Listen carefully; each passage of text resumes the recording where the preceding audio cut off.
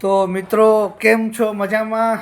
ઉનાવાસીઓને આજે એક સારામાં સારો ખુશીનો સમાચાર દેવા માંગુ છું કે કોંગ્રેસના પૂર્વ ધારાસભ્ય પુંજાભાઈ વંશવે આજે જે નશા અને દારૂ અને જુગાર, વરલી, મટકા અને દરેક જાતના ગેરકાયદેસર કામોની જે ખુલાસાવાર લેટર લખીને ગઈકાલે જે ધરણા પ્રદર્શન કર્યું હતું અને ઉપવાસ ઉપર ઉતર્યા છે. આજે પૂજાભાઈ વંશ છે એ પોતે લેટરની સાથે પોતાની ટીમ લઈ અને મુખ્યમંત્રીને સમય માંગેલો હતો. તો આજે સમયની સાથે મુખ્યમંત્રીને મુલાકાત કરી અને દરેક જે પણ આપણા ઉના તાલુકાની અને ગીર સોમનાથ જિલ્લાની અંદર જે ગેરરીતિ અને કઈ રીતે જે ચાલી રહ્યું છે, પોલીસ તંત્ર અને ભાજપના નેતાઓ કઈ રીતે દાદાગીરી ચલાવી અને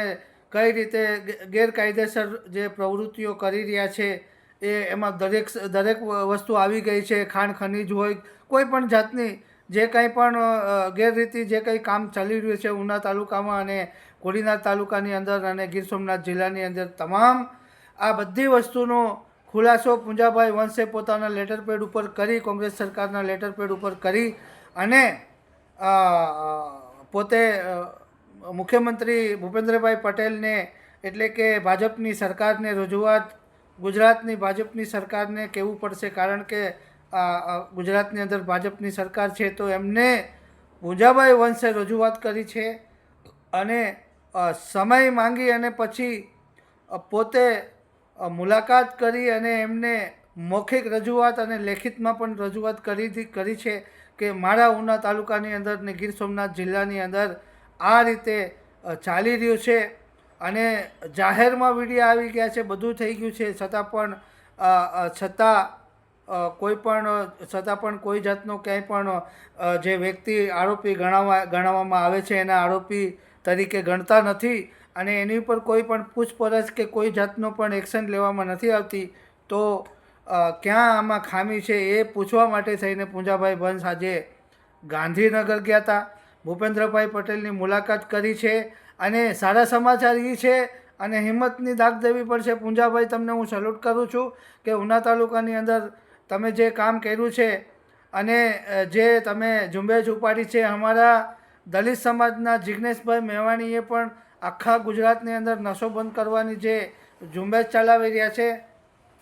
તો એક મારા માટે તો હું પણ એક દલિતનો દીકરો છું, એટલે મારા માટે પણ મને તો એ ગર્વની વાત લાગે, કારણ કે ગુજરાતમાં એક દલિતનો પરિવારનો એક ધારાસભ્ય જે 3 વાર ચૂંટાયેલો ધારાસભ્ય હોય, જેનું નામ છે જિજ્ઞેશભાઈ મેવાણી, એ પોતે એટલું મોટું ઝુંબેશ લઈ અને કોંગ્રેસ સરકારની સાથે રહીને જે કાંઈ પણ અત્યારે જે ગુજરાતની અંદર નશા મુક્તિનું અને જે નશા વેચાઈ રહ્યા છે એના લોકેશનની સાથે, અને મેં પણ આજે ઘણા બધા લોકોનો સંપર્ક કરી ઉના તાલુકાની અંદર ઘણા લોકોનો, જે લોકો દારૂના હડ્ડાના એડ્રેસ જાણે છે, લોકેશન જાણે છે, એ બુટલેગરોના નામ જાણે છે, જેટલા પણ મને મળ્યા છે આજે, એ બધા મારા રેકોર્ડિંગની અંદર મેં રેકોર્ડિંગ કરી અને પુંજાભાઈ વંશને મેં પહોંચાડ્યા છે અને મારી ફેસબુક ને મારા વિડીયો મારફતથી પણ હું બતાવું છું અને મારા પેજ ઉપર પણ હું પોસ્ટ કરીશ,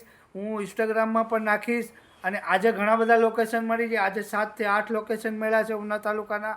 એ બધા મેં પુંજાભાઈ વંશને રેકોર્ડિંગની સાથે મોકલ્યા છે, પ્રૂફની સાથે મોકલ્યા છે, એમાં કોઈ પણ ના ન પાડી શકે અને આ એડ્રેસ ઉપર અત્યારે પણ પોલીસ જાય અને રેડ પાડી શકે છે. તો આ રીતે આપણે આ ખુશીનો સમાચાર એ છે કે આમ આદમી પાર્ટીવાળા લોકોએ પણ આવો એક ઝુંબેશ કરવો જોઈએ, પણ મને નથી લાગતું કે જિજ્ઞેશભાઈએ જ્યારથી આ ઝુંબેશ ઉપાડ્યું છે નશાનું, એ પછી ક્યાંય પણ કોઈ પણ આમ આદમી પાર્ટીનો એક પણ નેતા નશા મુક્તિ માટે નથી બોલતો અને નશાની વાત નથી કરતો, દારૂ દફરની વાત નથી કરતો. ખાલી પોતાના મત મેળવવા માટેની જ ખાલી રાજનીતિ ચાલી રહી છે. આને જેલમાંથી છોડાવો અને ઓને જેલમાંથી છોડાવો અને ખેડૂતની વાત કરવા જાય છે અને કોઈને વાત કરવાની જે સામે છે તમારી નજરની સામે ઉના તાલુકાની અંદર કેટલું બધું પૂંજાભાઈ એટલી બધી ઝુંબેશ ઉપાડો તો તમે પણ એક સાઈડમાં થાય તમે પણ એક વાત કરી શકો છો કે ઉના તાલુકાની અંદર શું ચાલે છે. પણ આમ આદમી પાર્ટીના કોઈ પણ એવા તાકતવર નેતા ઉના તાલુકાની અંદર નથી કે કોઈ કેસી રાઠોડની સામે અવાજ ઉપાડી અને બોલી શકે અને એક વિડીયો પણ નાખી શકે. સિવાય નરેશભાઈ જાદવ સિવાય હું તમને ખુલ્લું કહું છું, આમ આદમી પાર્ટીવાળાના કાર્યકર્તાને કહું છું, આમ આદમી પાર્ટીના કાર્યકર્તાને કહું છું, અને આ વિડીયો બધા એમાં વાયરલ કરવાનો છે. અને દરેક લોકો મારી સાથે જે જોડાયેલા છે એ લોકો આ વિડીયો બધાય ગ્રુપની અંદર, તમારા દરેક ગ્રુપની અંદર નાખજો. કારણ કે ઉના તાલુકાની અંદર બહુ મોટો ખુલાસો થવા જઈ રહ્યો છે. આજે મુખ્યમંત્રીએ ભરોસો પૂંજાભાઈને આપ્યો છે કે આની અંદર ઊંડાણપૂર્વક અમે કાર્યવાહી કરશું અને જો પણ દોષી હશે એને અમે કડકમાં કડક સજા આપવામાં અમે ક્યાંય પણ નિષ્ફળ નહીં રહે. આવી રીતના બાહેંધરી પૂંજાભાઈ વંશ લઈને આવ્યા છે. તો સલ્યુટ છે પૂંજાભાઈ વંશ તમને, અને હું તમારી સાથે છે. અને આવા વિષયોની અંદર હું તમારી સાથે જ રહીશ. અને હજી આપણે ઘણા ખુલાસા કરવાના છે ઉનાના. આજે ઘણા બધા રેકોર્ડિંગ તમને મેં મોકલ્યા છે, એક વિડીયો પણ કરીને મોકલો છે. એની અંદર લોકેશન બોલે છે. એક ભાઈ છે આપણા ઉનાની અંદર ઘણું બધું થઈ રહ્યું છે. હજી પણ ખુલાસા કરશું.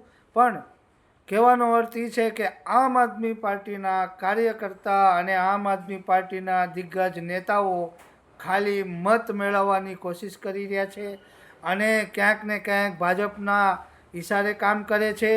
એ તો ચોખ્ખું દેખાવા આવે છે કે ક્યાંયથી 2022થી લઈ અને આજ સુધીમાં કોઈ પણ આમ આદમી પક્ષનો માણસ ઉના તાલુકાની નગરપાલિકાની અંદર ક્યારેય પ્રચાર કરવા નથી ગયો, ક્યારેય પણ એક પત્રિકા વિતરણ કરવા નથી ગયો. અને ઉનાની અંદર જ્યારે 2022ની ચૂંટણીની અંદર હું પણ પ્રચારમાં હતો આમ આદમીના, ત્યારે પણ કોઈએ પણ એક બૂથ લેવલનો માણસ ક્યાંય પણ ટેબલ ઉપર બેસાડ્યો નહોતો. આ હું તમને ખાતરી આપું છું. આ મારી નજરની સામેની આ વાત બની છે. એટલે કે ક્યાંક ને ક્યાંક જિલ્લા પ્રમુખ અને તાલુકા પ્રમુખ અને સમજી લો કે પ્રભારી અને જે પણ કાંઈ હોય ગઢડાના જે લોકો પણ હોય આમ આદમી પાર્ટીની અંદર, જેટલા પણ લોકો ઉના તાલુકા અને કોડીનાર તાલુકાની અંદર ક્યાંક ને ક્યાંક ભાજપને ઇશારે કામ કરે છે. કારણ કે ગયા વખતે પણ આવી રીતના થયું હતું. એટલા માટે જ કોઈ પણ ભાજપના વિરોધમાં, એક આમ આદમી પાર્ટીનો ભાજપની વિરોધમાં ઉના તાલુકાની અંદર એક આમ આદમી પાર્ટીનો કાર્યકર્તા મારી સિવાય કોઈ પણ એક વ્યક્તિ પણ ક્યારેય પણ વિડીયો બનાવીને પોસ્ટ કર્યો નથી.